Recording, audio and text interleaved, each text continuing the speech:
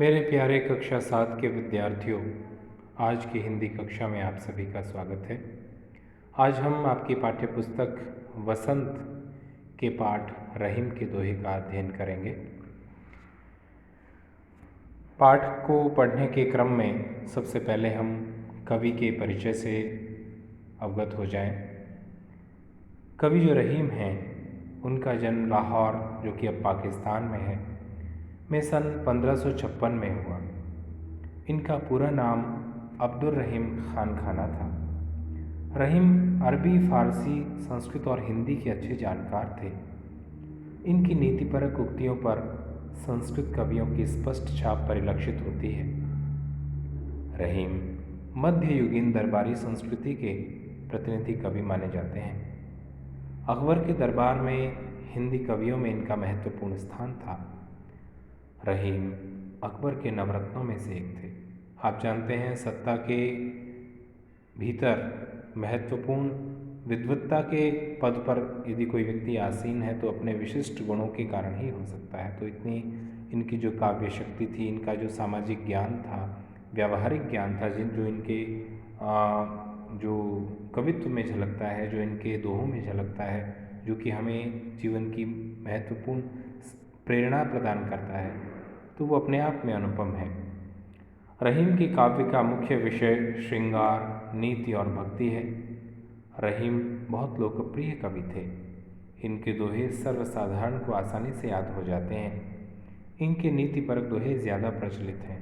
जो भी इन्होंने काव्य किया उसमें इनके नीतिगत जो व्यवहार को बताते हुए जो इन्होंने काव्य किया, जो दोहे लिखे, वो सामान्य रूप में अधिक प्रचलित हैं, प्रचलन में हैं। तो ये कवि का परिचय था। अब हम दोहे की ओर आगे बढ़ते हैं।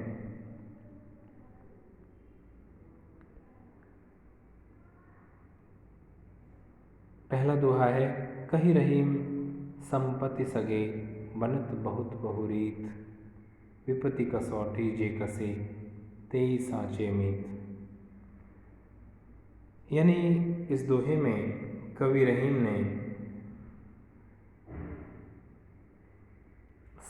सच्चे मित्र की परिभाषा बताई है। सच्चा मित्र कैसे, उसकी हम परीक्षा कर सकते हैं, कैसे उसकी जांच कर सकते हैं, कैसा मित्र होता है सच्चा। संसार में जब व्यक्ति धन संपत्ति प्राप्त करता है तो बहुत सारे लोग उसके जीवन में आते हैं, उससे जीवन में जुड़ते हैं, लेकिन वो वास्तव में उस व्यक्ति के हितैषी नहीं होते हैं।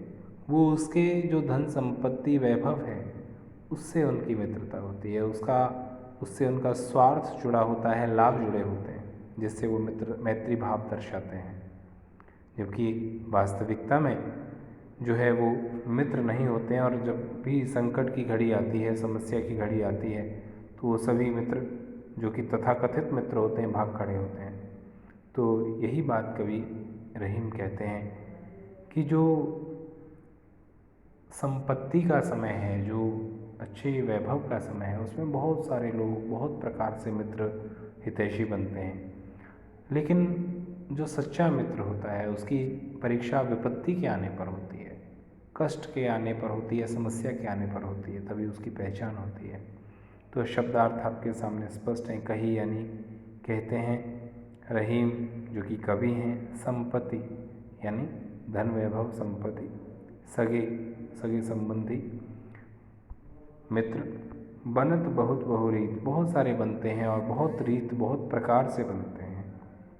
विपत्ति कसौटी जे कसे, और जब वो विपत्ति रूपी, संकट रूपी घड़ी जब आती है, तब वो जब उस पर कसे जाते हैं तो सब भाग खड़े होते हैं। और तेई सांचे में जो उस पर कसा जाता है, जो उस पर खरा उतरता है, वही सच्चा मित्र कहलाता है। तो भावार्थ आपके सामने स्पष्ट है। कवि रहीम दास कहते हैं कि जब हमारे पास धन संपत्ति, धन दौलत होती है, तब अनेक लोग अनेक प्रकार से हमारे मित्र बन जाते हैं। वस्तुतः वे हमसे नहीं, अभी तो हमारी धन संपदा से मैत्री साधते हैं। जो व्यक्ति विपत्ति के समय हमारा साथ देता है वही हमारा सच्चा मित्र और सच्चा हितैषी होता है। अब इस पाठ के दूसरे दोहे की ओर आगे बढ़ते हैं। रहीम दास जी कहते हैं कि जाल परे जलजात बही, तज मीनन को मोह, रहीमन मछरी नीर को, तऊ न छाड़ती छोड़। जो सच्चा प्रेम होता है ना, वो प्राण त्याग हो जाने पर भी, प्राण निकल जाने पर भी नहीं छूटता है। ये ठीक वैसे ही है जैसे कि जो है ना, जाल तो पानी में गिरता है लेकिन पानी को छोड़ देता है, नीचे चला जाता है, पानी ऊपर आ जाता है। जबकि मछली पानी से जैसे बाहर निकलती है, जब मछली के लिए जाल डाला जाता है तो पानी में तो डूब ही जाता है ना जाल, और पानी ऊपर आ जाएगा। तो लेकिन जब मछली पानी से ऊपर आती है तो वो अपने प्राण त्याग कर देती है, जीवित नहीं रहेगी, क्योंकि उसको सच्चा प्रेम है उससे। सच्चा प्रेम नष्ट नहीं होता है।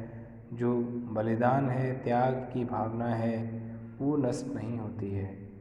वो अंतिम समय श्वास तक, प्राण के त्यागने तक रहती है। तो ये जो उदाहरण है रहीमदास जी ने दिया है कि जाल परे, जाल डाल दिए जाने पर बहिजात बाहर निकल जाता है। क्या? जल, पानी बाहर निकल जाता है उससे। तज मीनन को मोह, कि उससे मछलियों का मोह नहीं रहता है, वो जो है पानी से बाहर निकल जाता है। उसे कोई रहीमन मछली नीर को तऊ न छाड़ती छोड़। और रहीम कहते हैं कि नीर, नीर पर्यायवाची है जल का, मछली यानी मछली। मछली जो है, जाल तो पानी से बाहर निकल जाता है पानी को छोड़कर, लेकिन मछली जो है ना, पानी से बाहर अगर आ गई तो वो प्राण त्याग कर देगी। रहीमन मछली नीर को तऊ न छाड़ती छोड़। तब भी जो है, तऊ यानी फिर भी, न छाड़ती नहीं छोड़ती है, छोड़ यानी प्रेम, वो प्रेम नहीं छोड़ती है, वो उसके कारण प्राण छोड़ देती है। उससे बाहर निकलकर प्राणी जो है ना, मछली अपने प्राण त्याग कर देती है। तो जो सच्चा प्रेम है वो मिटता नहीं है। श्वास जब तक रहेगी, जब तक व्यक्ति उसको प्राण त्याग कर देगा, लेकिन प्रेम नष्ट नहीं होगा, मछली के समान। और जबकि जाल पानी में ही जाता है मछली के लिए, लेकिन वो पानी से बाहर निकल जाता है। तो ये अंतर उदाहरण देकर के कवि ने समझाया है। ये दो दोहे आपके सामने स्पष्ट हो गए हैं। अभी अगले दोहे के लिए हम अगला वीडियो आपके सामने प्रस्तुत करेंगे। बहुत बहुत धन्यवाद।